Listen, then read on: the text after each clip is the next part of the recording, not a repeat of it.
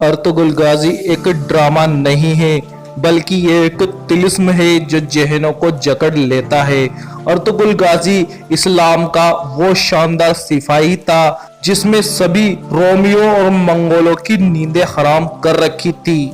आज के सलीबी और मंगोली इस ड्रामे से कितना बौखलाए हुए हैं, इस बात का अंदाजा इस बात से लगाया जा सकता है कि न्यूयॉर्क टाइम्स ने इस सीरियल को तुर्की का सॉफ्ट एटम बम कहा है।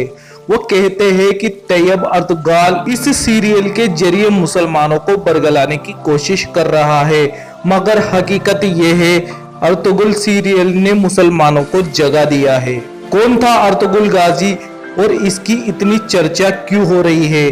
दरअसल मामला शुरू होता है 13वीं सदी से, जब चंगेज खान की मंगोल सेना पूरी दुनिया में लूटमार करती हुई मुसलमानों और यूरोप के कई मुल्कों को फतह कर रही थी। मंगोल ऐसे वहशी दरिंदे थे जिनके सामने जो भी आता उसका कत्ले आम कर दिया करते थे। वो औरतों का लिहाज करते थे, न छोटे बच्चों का न बुजुर्गों का। जब ये मंगोल ख्वारिज्म के इलाके तक पहुंचे तो वहां पर एक कबीला था जो इस इलाके को छोड़कर वहां से भाग रहा था। इस कबीले का नाम था काई कबीला। इस कबीले का सरदार था सुलेमान शाह। सुलेमान शाह के तीसरे नंबर के बेटे का नाम था अर्तुगरुल गाजी। और ये ड्रामा और ये सीरीज इसी जाबाज के नाम पर बना है। सरजुकी सल्तनत की शहजादी हलीमा सुल्तान, उनके बाप और भाई को ईसाइयों ने कैद कर लिया था। जब जंगल के रास्ते से वो लोग इन्हें महल ले जा रहे थे तो रास्ते में लोग अर्तुगरुल गाजी के हत्थे चढ़ गए।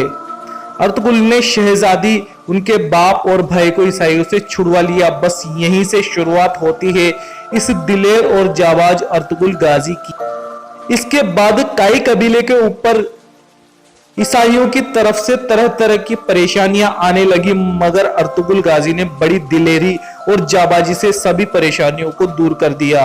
अर्तुगरुल गाजी का सबसे दिलेरी वाला काम था ईसाइयों के उस किले को फतह करना जहां से मुसलमानों के खिलाफ साजिशें तैयार होती थी। इस किले में बड़े बड़े ईसाई पादरी इकट्ठा होकर मुसलमानों के खिलाफ साजिशें तैयार करते थे, मगर अर्तुगरुल गाजी की बहादुरी ने इन ईसाइयों के मंसूबों पर पानी फेर दिया और इस कारनामे के बाद पूरी सल्तनतों में अर्तुगरुल गाजी का डंका बजने लगा। यहाँ से अर्तुगरुल गाजी नाम का एक ऐसा तूफान उठा जिसमें दुश्मनाने इस्लाम उड़ते चले गए। दरअसल बात यह है कि इस ड्रामे के जरिए मुसलमानों को एहसास कमतरी और बुज़दिली को खत्म किया जा रहा है। इन्हें अपनी तहजीब पर फख्र करना सिखाया जा रहा है। एक बार दरियाए फरात को पार करते हुए काई कबीले के सरदार सुलेमान शाह दरिया में डूबकर इंतकाल कर गए। इसके बाद काई कबीले वालों ने अर्तुगरुल गाजी को अपना सरदार चुन लिया, क्योंकि अर्तुगरुल गाजी जैसा बहादुर कबीले में दूसरा कोई न था। अर्तुगरुल की सरदारी में काई कबीले ने तुर्की के अनातोलिया की तरफ रुख किया और अर्तुगरुल के दो भाई इससे अलग हो गए। छोटा अर्तुगरुल के साथ ही रहा। बीच सफर में अर्तुगरुल ने देखा कि दो सेनाएं आपस में जंग कर रही है।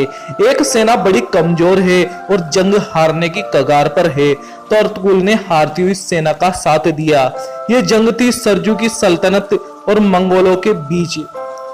अर्तुगरुल को पता नहीं था मंगोलों की फौज सलाउद्दीन की सरजुकी फौज को मात देने ही वाली थी कि अचानक अर्तुगरुल गाजी ने अपने 404 साथियों के साथ सरजुकी फौज में मिल गए और मंगोलों को इस कदर मारा कि मंगोल अपने ही साथियों की लाशें मैदान में छोड़कर वहां से भाग गए।